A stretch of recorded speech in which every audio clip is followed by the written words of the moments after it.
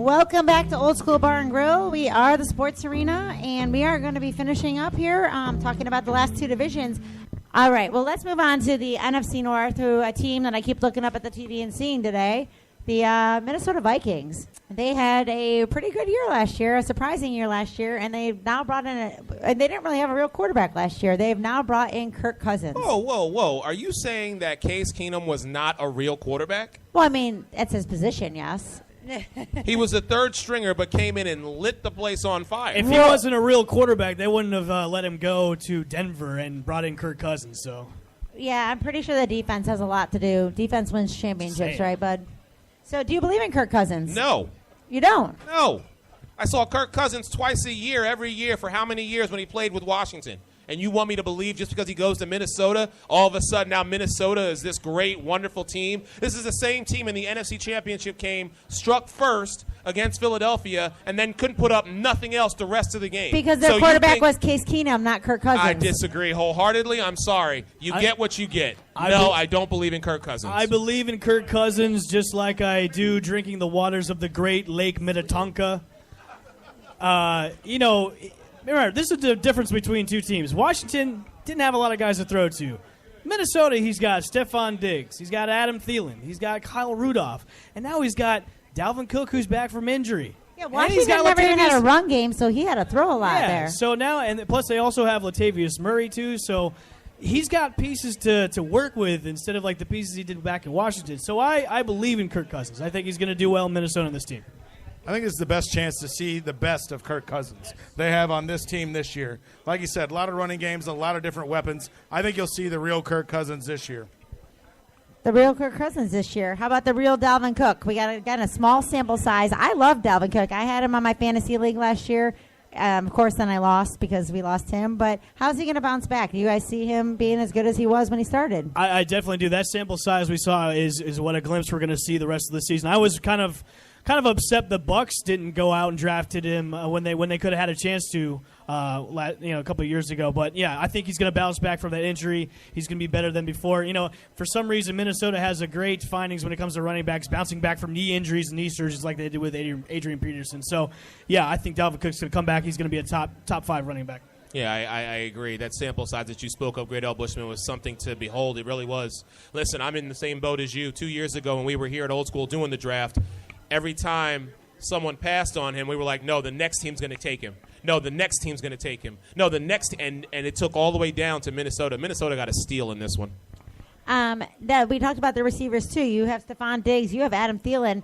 I didn't realize their stats last year. They're pretty freaking good. Can they challenge Juju and Antonio Brown for the best wide receiving corps in the NFL? Yes. Antonio Brown by far sets the world on fire, and Juju isn't up and coming. But if I'm going to put another wide receiving combination up against them, it is damn sure going to be Stephon Diggs, who Philadelphia, why don't we just go after and get this guy, and also Adam Thielen. That combination is a great combination to behold. They had the number 1 defense last year. Chip, are they the number 1 defense this year?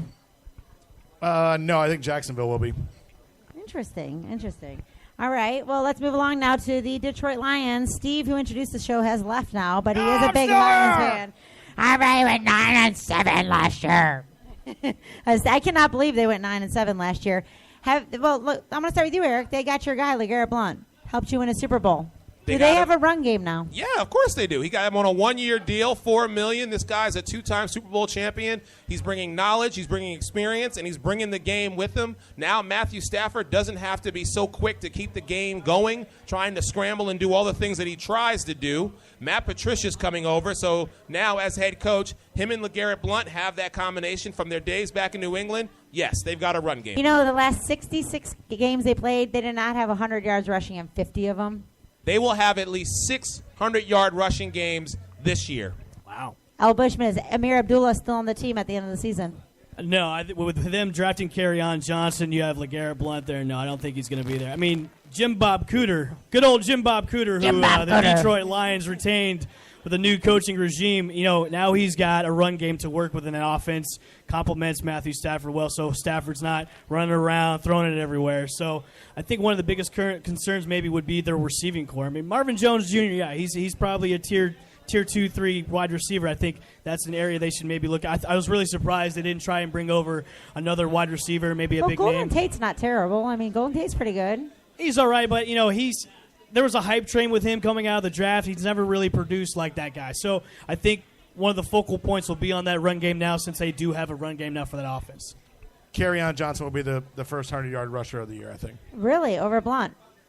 That'll be the guy. All right. Well, now Matthew Stafford is the guy throwing these guys the ball we're talking about. They paid him a lot of money. And 5 years, $135 million. Chip, is he worth that? I think he's totally worth that. Good answer.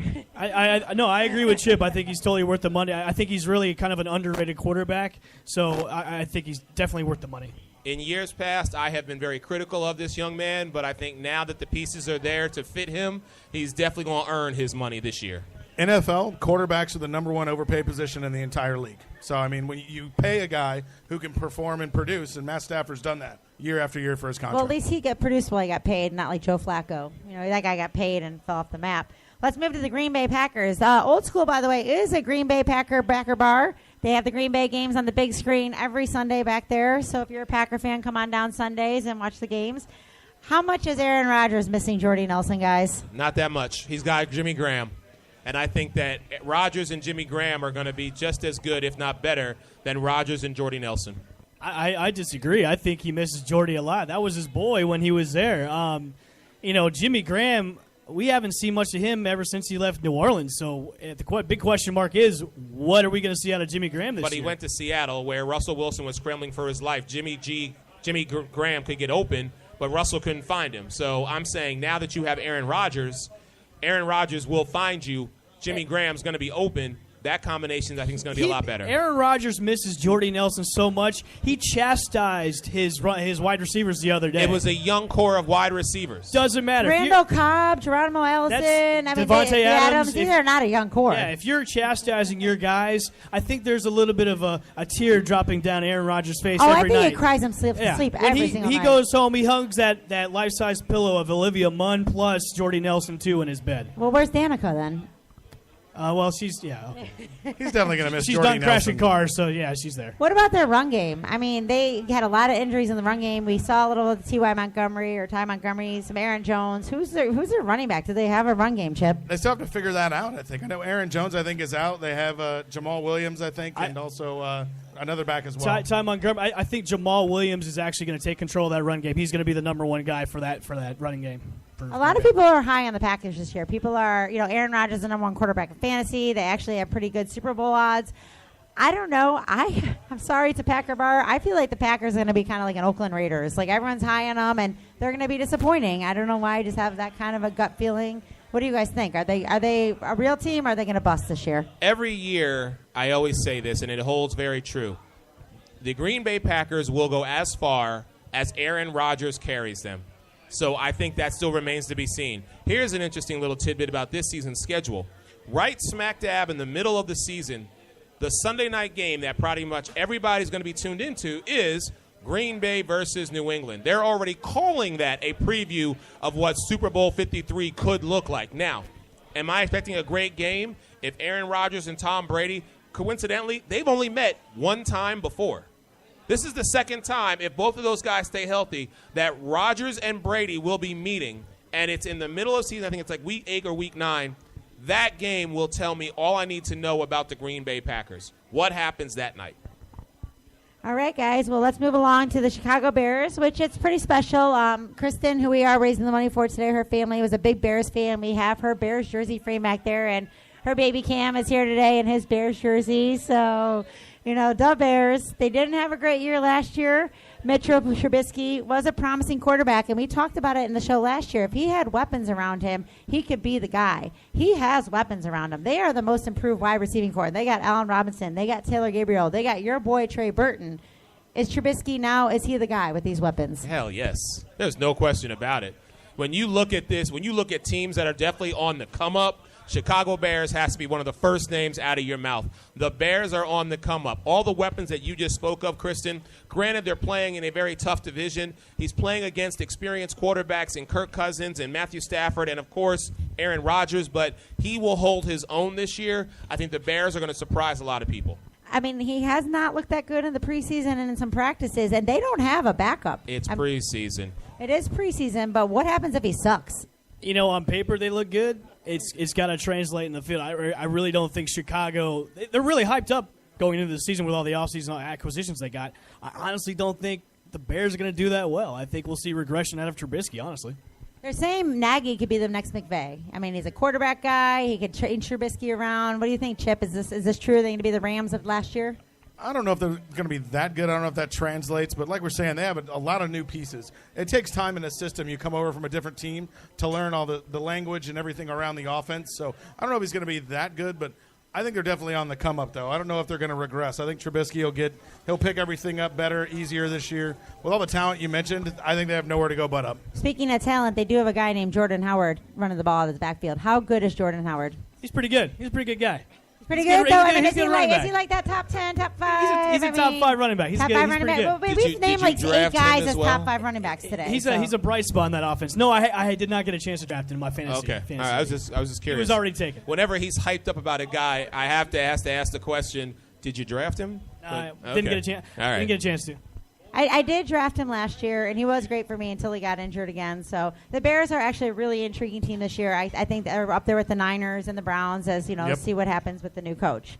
So let's go over and under, guys. Our favorite game, Minnesota Vikings, 13 wins. Under, not by much. I'm going to go same. What did you say, Chip? I'm sorry. Under. Detroit Lions, 9. Over. Wow. You guys are high on the Lions. Green Bay Packers, 7. Over. Under. Yeah, Chicago- I said it. Chicago. I said it. Under. I think under, too. I think they're going to be a disappointment. I don't know why. See, Chris, and me and you We see eye to eye on a realize, lot of things. Okay, well, it's good. because we're smart. Yes, the other that's two are right. dumb. That's right. Chicago Bears, 5 wins. Over. Same. Same.